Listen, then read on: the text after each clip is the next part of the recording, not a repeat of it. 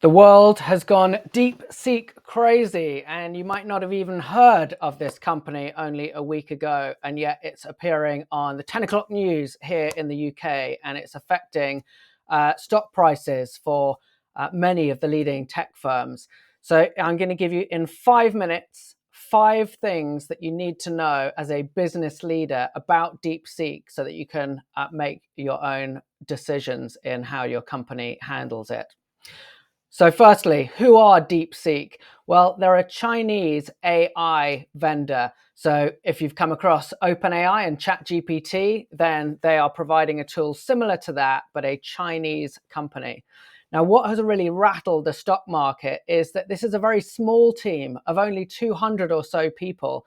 That means that they're having significantly lower costs than the OpenAIs or the Anthropics.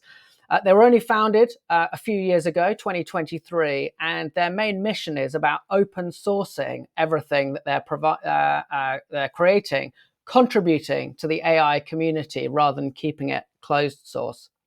Now, interestingly, DeepSeek is a subsidiary or an offshoot of a Chinese hedge fund, and it's the hedge fund that entirely funds this AI vendor. Very different to the venture capital model of the American AI vendors.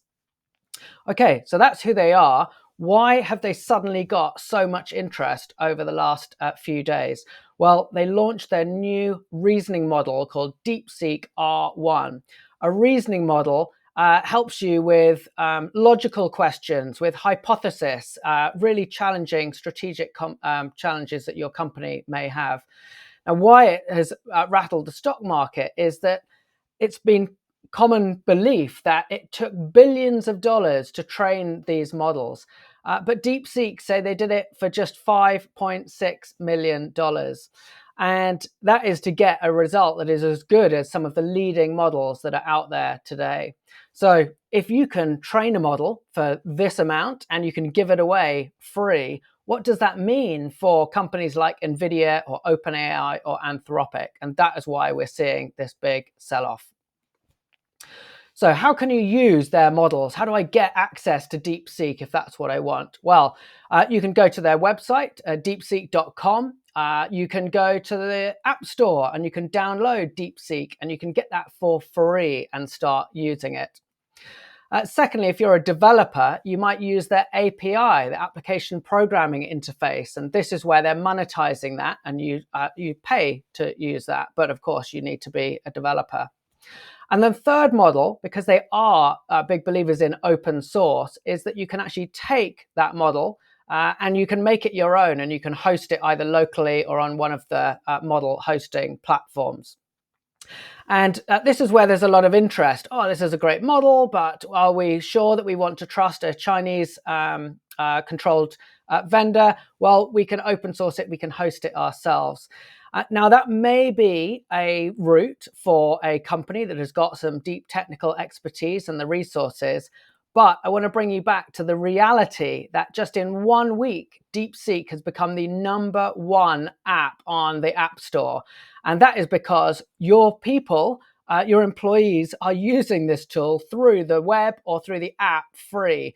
So even if you dedicate a lot of resource to creating your own version of this locally, the reality is that the cat is out of the bag and people are using this through the web or the App Store.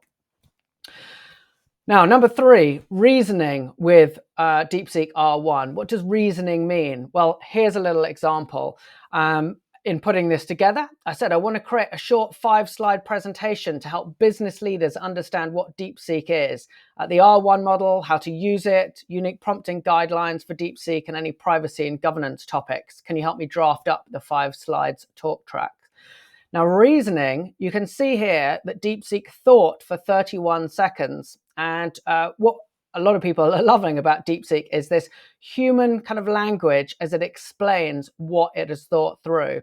Okay, so I need to create a 5-slide presentation and so on. First, I should probably introduce DeepSeek and I should explain what it is. And it's just like a human being walking you through their thinking, and then further down, actually, it breaks down the actual slides and the talk tracks. So it's this reasoning and thinking through a problem is so valuable and what is capturing so much attention. So number 4, if you're choosing to use DeepSeek, how should you prompt R1? Well, no difference to much of my recommendations on prompting in other models. Provide a very clear goal or objective. What is it that you want from DeepSeek R1? An output format. Do you want, as I did there, a talk track for some slides? Do you want some bullet points? Do you want I don't know, long prose? Do you want a poem? Like, what is it that you want out of this thing? And then for reasoning models, provide lots and lots of context. So if you're talking about product development, if you're talking about competitive analysis, if you're talking about financial forecasting, provide as much detail that is going to help the model to give you a reasonable answer.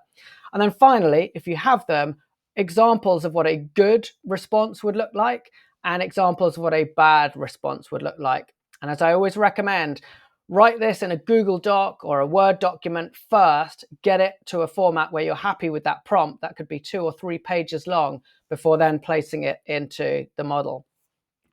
So what could be some of the business use cases for a tool like R1?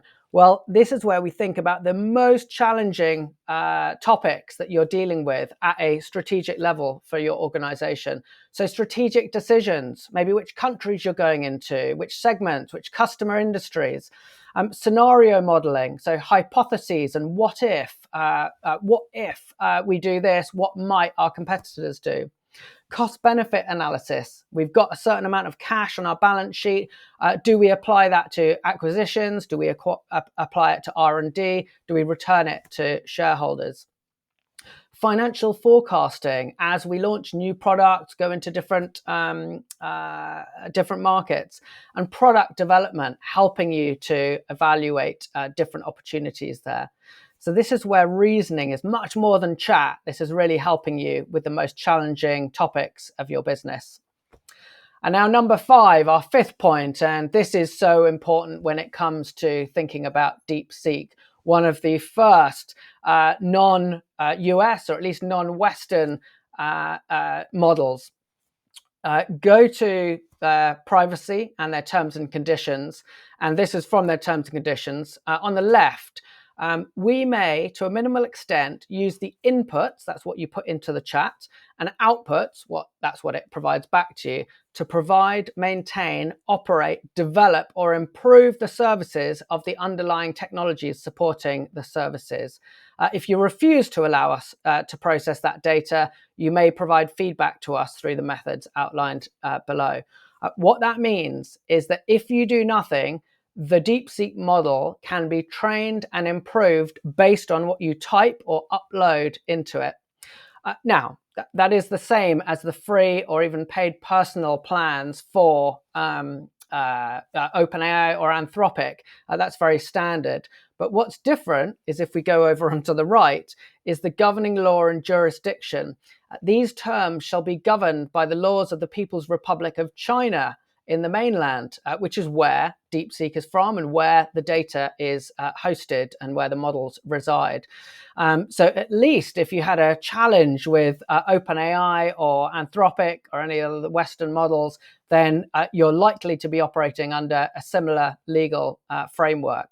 Here, that is not the case. And if negotiation fails, then you can file a lawsuit with a court that has jurisdiction over the location of the registered office of the DeepSeek Artificial Intelligence company, which of course is in China.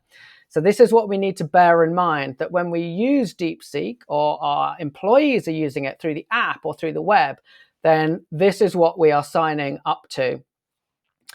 So my recommendations, my considerations. Number 1, AI models are going to continue to get better, to get cheaper, and to come from new companies that you've never heard of. So as you're planning your AI strategy, as I always say, think of a composable architecture, different Lego blocks that you can build and remove as you choose to use different models for different use cases. So this is just a trend that is going to continue. Number 2, you should be determining how to communicate to your teams about privacy and usage based on what I've just talked about there.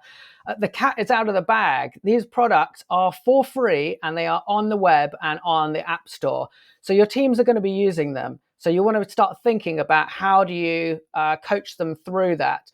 Yes, you might have an IT team that develops your own open source version of this. But the reality is your people are using the web and app version already. And then finally, as with any reasoning model, test these new models against your most challenging problems. Have a think about what is the one thing that if you were able to solve this, it would completely disrupt your industry and leapfrog your company to the forefront of your category. Those are the questions that we want to be testing against these new advanced reasoning models. So with that, if you go to deepseek.com, then you can find the terms and conditions or the terms of use. You can find the privacy policy. I would definitely take a detailed look through that, at least so that you can inform yourself about how you're going to communicate to your people.